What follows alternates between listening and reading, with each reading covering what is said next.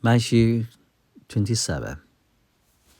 Judas hangs himself. Early in the morning, all the chief priests and the elders of the people made their plans how to have Jesus executed. So they bound him, led him away, and handed him over to Pilate, the governor. When Judas, who had betrayed him, saw that Jesus was condemned, he was seized with remorse. I returned the 30 pieces of silver to the chief priests and the elders. "I have sinned," he said, "for I betrayed innocent blood." "What that to us?" they replied. "That's your responsibility." So Judas threw the money into the temple and left. Then he went away and hanged himself. The chief priests picked out the coins and said, "It's against the law to put this into the treasury, since it's blood money." So they decided to use the money to buy up the part of the field as a burial place for foreigners. That is why it has been called the field of blood to this day. Then what was spoken by Jeremiah the prophet was fulfilled. They took the 30 pieces of silver, the price set on him by the people of Israel, and they used them to buy the part of the field, as the Lord commanded me. Jesus before Pilate. Meanwhile, Jesus stood before the governor, and the governor asked him, "Are you the king of the Jews?" "You have said so," Jesus replied. When he was accused by the chief priests and the elders, he gave no answer. Then Pilate asked him, "Don't you hear the testimony they bring against you?" But Jesus made no reply, not even to a single charge, to the great amazement of the governor. Now it was the governor's custom and the festival to release a prisoner chosen by the crowd. At that time, they had a well-known prisoner whose name was Jesus Barabbas. So when the crowd had gathered, Pilate asked them, "Which one do you want me to release to you? Jesus Barabbas or Jesus who is called the Messiah?" For he knew it was out of self-interest that he had handed Jesus over to him. When Pilate was sitting on the judge's seat, his wife sent him this message: "Do not have anything to do with that innocent man, for I have suffered a great deal today in a dream because of him." But the chief priests and the elders persuaded the crowd to ask for Barabbas and to have Jesus executed. "Which of the two do you want me to release to you?" asked the governor. "Barabbas," they answered. "What shall I do then with Jesus who is called the Messiah?" Pilate asked. They all answered, "Crucify him." "Why? What crime has he committed?" asked Pilate. But they shouted all the louder, "Crucify him!" When Pilate saw that he was getting nowhere, but that instead an uproar was starting, he took water and washed his hands in front of the crowd. "I am innocent of this man's blood," he said. "It's your responsibility." All the people answered, "His blood on us and on our children." Then he released Barabbas to them, but he had Jesus flogged and handed him over to be crucified. The soldiers mocked Jesus. Then the governor of the soldiers took Jesus into the Praetorium and gathered the whole company of soldiers around him. They stripped him and put a scarlet robe on him, and then twisted together a crown of thorns and set it on his head. They put a staff in his right hand. Then they knelt in front of him and mocked him. "Hail, King of the Jews!" he said. They spit on him and took the staff and struck him on the head again and again. After they had mocked him, they took off the robe and put on his own clothes on him. Then they led him away to crucify him.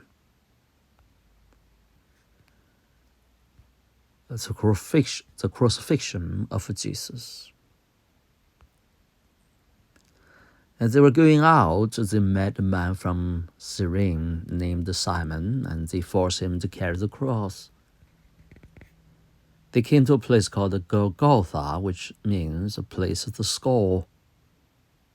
There they offered Jesus wine to drink mixed with gall.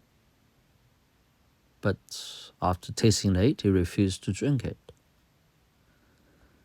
When they had crucified him, they divided up his clothes by casting lots. And sitting down, they kept watch over him there. Above his head, they placed a written charge against him. "This is Jesus, the King of the Jews." 2 rebels were crucified with him, one on his right, one on his left. Those who passed by hurled insults at him, shaking their heads and saying, "You who are going to destroy the temple and build in 3 days, save yourself. Come down from the cross. Come down from the cross, if you are the Son of God." In the same way, the chief priests, the teachers of the law, and the elders mocked him. "He saved others," they said, "but can't he save himself? He is the King of Israel. Let him come down now from the cross, and we will believe in him. He trusts in God. Let God rescue him now, if he wants him. But he said, 'I am the Son of God.'" In the same way, the rebels who were crucified with him also heaped insults on him. The death of Jesus. From noon until 3 in the afternoon, darkness came over all the land. About 3 in the afternoon, Jesus cried out in a loud voice, "Eli, Eli, lama sabachthani," which means, my God, why have you forsaken me?" When some of those standing there heard this, they said, "He's calling Elijah." Immediately one of them ran and got a sponge. He filled it with wine vinegar, put on a staff, and offered Jesus to drink. The rest said, "Now leave him alone. Let's see if Elijah comes to save him." And when Jesus had cried out again in a loud voice, he gave up his spirit. At that moment, the curtain in the temple was torn in two from top to bottom. The earth shook, the rocks split, and the tomb broke open. The bodies of many holy people who had died were raised to life. They came out of the tombs after Jesus' resurrection and went into the holy city and appeared to many people. When the centurion and those with him who were guarding Jesus saw the earthquake and all that had happened, they were terrified and exclaimed, "Surely he was the Son of God." Many women were there watching from a distance. They had followed Jesus from Galilee to care for his needs. Among them were Mary Magdalene, Mary the mother of James and Joseph, and the mother of Zebedee's son. The burial of Jesus. As the evening approached, there came a rich man from Arimathea named Joseph, who had himself become a disciple of Jesus. Going to Pilate, he asked for Jesus' body, and Pilate ordered that it be given to him. Joseph took the body, wrapped it in a clean linen cloth, and placed in his own new tomb that he had cut out of the rock. He rolled a big stone in front of the entrance to the tomb and went away. Mary Magdalene and the other Mary were sitting there opposite the tomb. The guard at the tomb. The next day, the one after preparation day, the chief priests and the Pharisees went to Pilate. "Sir," they said, "we remember that while he was still alive, that the deceiver said, 'After 3 days I will rise again.' So give the order for the tomb to be made secure until the 3rd day. Otherwise, his disciple may come to steal the body and tell the people that he has been raised from the dead. The last deception will be worse than the first." "Take a guard," Pilate answered. "Go, make the tomb as secure as you know how." So they went and made the tomb secure by putting a seal on the stone and posting the guard